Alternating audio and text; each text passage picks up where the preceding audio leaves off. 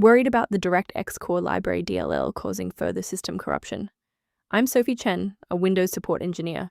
Here is the verified path to a healthy Windows installation. Don't let DirectX Core Library slow you down. The automated repair toolkit is available in the description.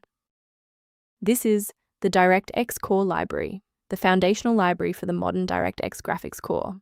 It provides the unified API for applications to query GPU adapter properties and hardware capabilities on Windows 10 and 11. If corrupted, all modern games will crash, citing DXG error device hung, or display driver has stopped responding.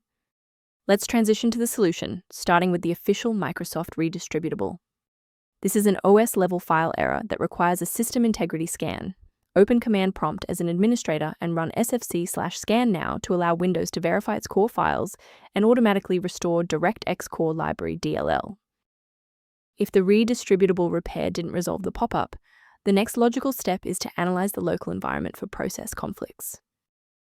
A standard restart allows the Windows bootloader to rescan your system directories and potentially recognize an unregistered DirectX Core Library component.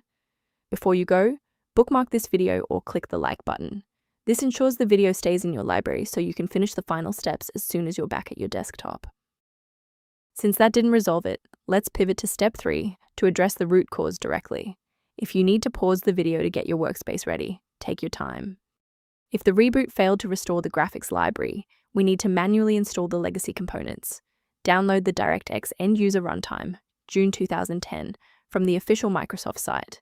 Modern Windows versions often lack these specific files by default, and this installer is the only way to restore the D3DX, X-Input, and X-Audio stacks. Why are we doing this? Well, these legacy libraries are not part of the standard DirectX 12 package.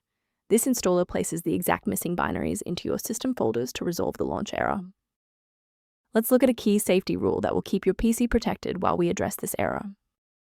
Keep in mind that DirectX Core Library DLL must be properly synchronized with the Windows registry. Simply dragging and dropping a file rarely addresses the root cause of the initialization failure. For those looking for a professional-grade monitoring resource, I've provided a link to a diagnostic tool for you below. If missing library references are a concern, the suggested resource below provides general system maintenance information.